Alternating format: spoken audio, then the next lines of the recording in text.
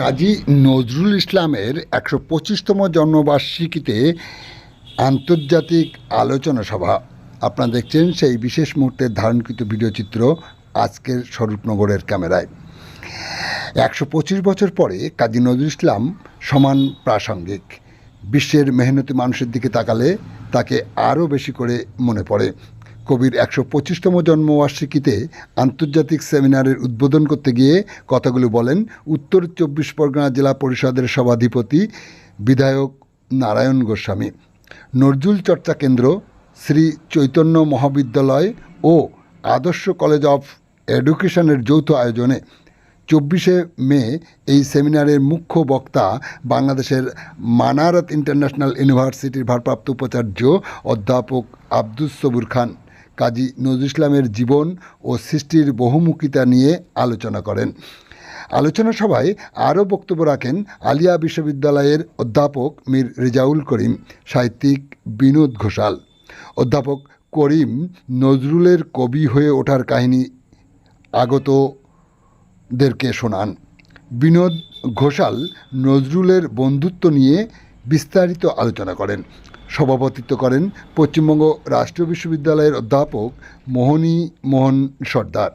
শ্রী চৈতন্য মহাবিদ্যালয়ের অডিটোরিয়ামে নামকরণ করা হয় কাজী নজরুল ইসলাম সভাঘর। নজরুল চর্চা কেন্দ্রের পক্ষ থেকে প্রদত্ত কবির আবক্ষমূর্তি আবরণ উন্মোচন করেন উত্তর ২৪ পরগনা জেলা পরিষদের সভাধিপতি নারায়ণ গোস্বামী সহ সভায় উপস্থিত বিশিষ্ট অতিথিরা। আলোচনা সভার শুরুতে নজরুল চর্চা কেন্দ্রের শিল্পীদের কণ্ঠে মোরা একই বিনতে দুটি কুসুম হিন্দু মুসলমান গানটি উপস্থিত শ্রোতাদেরকে মুগ্ধ করে। দেশ বিদেশের বিভিন্ন স্কুল, কলেজ ও বিশ্ববিদ্যালয়ের শিক্ষক, অধ্যাপক, ছাত্রছাত্রী মিলিয়ে প্রায় ১৫০ জন প্রতিনিধি উপস্থিত ছিলেন এই সময়।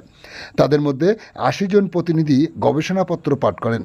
সভার শুরুতে শ্রী চৈতন্যদেবের প্রতিকৃতিতে মাল্যদান করেন শ্রী চৈতন্য মহাবিদ্যালয়ের অধ্যক্ষ সুব্রত চ্যাটার্জি।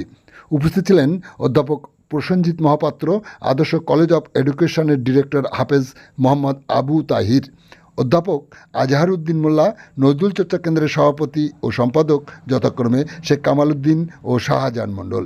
সরোজিনী নাইডু কলেজের পর উইমেনের অধ্যক্ষ স্বাগতা দাস মহন্ত, পশ্চিমবঙ্গ রাষ্ট্র বিশ্ববিদ্যালয়ের অধ্যাপক সোমাভদ্র রায়, শ্রী চৈতন্য মহাবিদ্যালয়ের অধ্যাপক পিয়ালি দে মৈত্র প্রমুখ।